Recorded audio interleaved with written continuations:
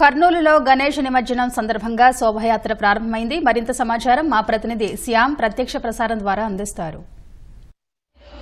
కర్నూలు నగరంలో వినాయక నిమజ్జన సందడి ప్రారంభమైంది. ప్రస్తుతం మనం రాంబొట్ల దేవాలయం వద్ద ఉన్నాం. రాంబొట్ల దేవాలయం వద్ద ఇప్పుడే మంత్రి టీజీ భరత్ ప్రత్యేక పూజలు నిర్వహించి శోభాయాత్రను ప్రారంభించారు.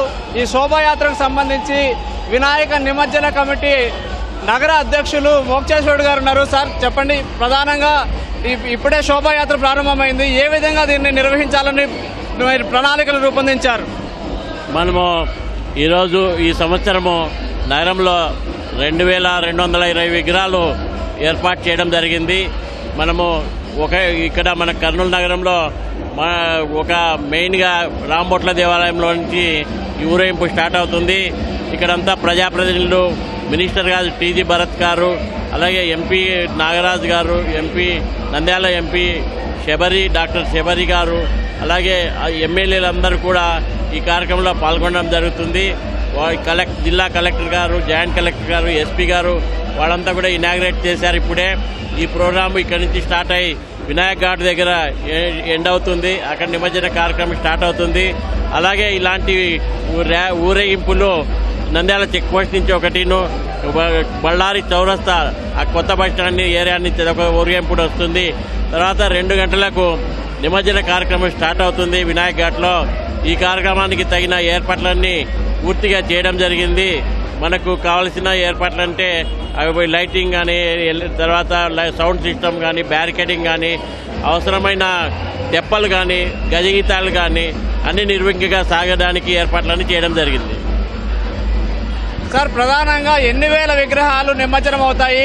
వీటికి సంబంధించి ఎలాంటి అవాంఛనీయ ఘటనలు జరగకుండా పోలీసులు కూడా బందోబస్తు చర్యలు చేపట్టారు. అంటే ఇవన్నీ ఒక్కొక్కటి కూడా ఎన్ని గంటల నుంచి ప్రారంభం అవుతుంది నిమజ్జన కార్యక్రమం? నిమజ్జనము 2 గంటల నుంచి ప్రారంభం అవుతుందండి. మనకు అక్కడ నిమజ్జనము పరిపాలనా గణపతి కలెక్టర్ ఆఫీస్ నుంచి వస్తుంది. ఆ గణపతి స్వామి వచ్చిన వెంటనే మన అధికారులందరూ కూడా అక్కడ స్టార్ట్ చేస్తారు. కలెక్టర్, ఎస్పీ, కమిషనర్ గారు, మిగతా ప్రజాప్రతినిధులు, అక్కడ టీజీ వెంకటేష్ గారు కానీ, కేఈ కృష్ణమూర్తి గారు కానీ వీరంతా మొదటి నుంచి వినాయక ఉత్సవ కమిటీలో మెంబర్స్ ఉండి పూర్తిగా సహకారం అందిస్తున్నారు. కాబట్టి పెద్దలందరూ పాల్గొని చేస్తారు. పోలీసు ఎస్పీ గారు చాలా శ్రద్ధ తీసుకొని ఈ సంవత్సరం దాదాపు 1600 మంది సిబ్బందిని ఏర్పాటు చేయడం జరిగింది. లా అండ్ ఆర్డర్ ఏర్పాటు చేయడానికి పూర్తిగా అంత బందోబస్తు ఏర్పాటు చేయడం జరిగింది. సార్, ఎప్పట్లోగా ఇది పూర్తి అయిపోతుంది? దాదాపు 2000 విగ్రహాలు ఉన్నాయంటున్నారు. ఎప్పట్లోగా పూర్తి అయిపోయే అవకాశం ఉంటుంది? ఈసారి తొందరగా నిర్వహించాలనేది మనము వినాయక్ ఘాట్లో మన 6 ఘాట్లు ఏర్పాటు చేయడం జరిగింది. ఇంతకుముందు తక్కువ ఉన్నాయి ఘాట్లు, ఇప్పుడు 6 ఘాట్లు ఏర్పాటు చేయడం జరిగింది. దీనివల్ల త్వరితగతిన నిమజ్జనం చేయాలని ప్లాన్ చేశాము. అన్ని ఘాట్లలో క్రెయిన్స్ ఏర్పాటు చేశాము.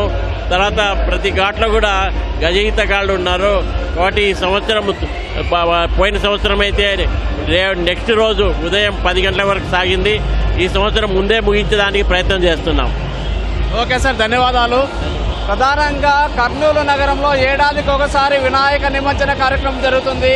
రాష్ట్రంలోనే ఎంతో గొప్పగా, ఎంతో వైభవంగా ఈ కార్యక్రమాన్ని నిర్వహిస్తారు. వినాయక నిమజ్జనం అంటే కర్నూలు నగరంలో మనం చూడొచ్చు. రాంబొట్ల దేవాలయం వద్ద ఏ విధంగా హడావిడి జరుగుతుందో మనం చూడొచ్చు. మామూలు ఒక సందడి, ఒక పండగ వాతావరణం నెలకొంటుంది. ఒక ఉత్సాహం కలిగించే పండగ వాతావరణంలో ఈ కార్యక్రమాన్ని నిర్వహిస్తారు.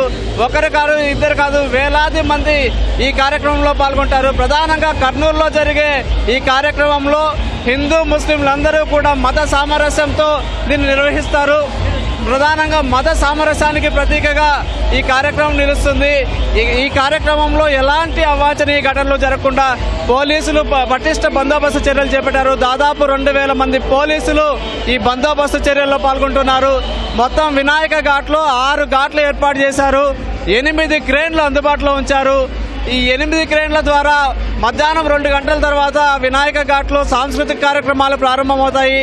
సాంస్కృతిక కార్యక్రమాల అనంతరం మొత్తం 3 గంటలకి మాజీ ఉప ముఖ్యమంత్రి, తెలుగుదేశం పార్టీ సీనియర్ నేత కేఈ కృష్ణమూర్తి ఈ కార్యక్రమాన్ని ప్రారంభిస్తారు. ప్రధానంగా కలెక్టరేట్లో ఏర్పాటు చేసిన వినాయకుడిని వినాయకుడికి మొదటగా నిమజ్జనం చేస్తారు. ఆ తర్వాత వచ్చిన విగ్రహాలని ఒక్కొక్కటిగా నిమజ్జనం చేస్తారు. ప్రధానంగా ప్రస్తుతం మనం కర్నూలులోని ఓల్డ్ సిటీలో ఉన్నాము. ఓల్డ్ సిటీలో మనం చూడొచ్చు ఈ విగ్రహాన్ని రాంబోట్ల దేవాలయం వద్ద ఉన్న ఈ విగ్రహం వద్ద ప్రత్యేక పూజలు నిర్వహించారు. ఈ విగ్రహం నుంచినే శోభాయాత్ర ప్రారంభమైంది. ఇది మొదటి శోభాయాత్ర. ఇక్కడ నుంచి మొత్తం 4 శోభాయాత్రలు జరుగుతాయి. మొత్తం 4 శోభాయాత్రల్లో కూడా ఎలాంటి అవాంఛనీయ ఘటనలు జరగకుండా ఈ కార్యక్రమాన్ని దిగ్విజయంగా నిర్వహించేందుకు ఇటు పోలీసులు కానీ అధికారులు కానీ పటిష్ట బందోబస్తు చర్యలు చేపట్టారు. మొత్తం కర్నూలుతో పాటు నంద్యాల, కడప జిల్లాల నుంచి కూడా పోలీసులు ఈ బందోబస్తు చర్యల్లో పాల్గొంటున్నారు.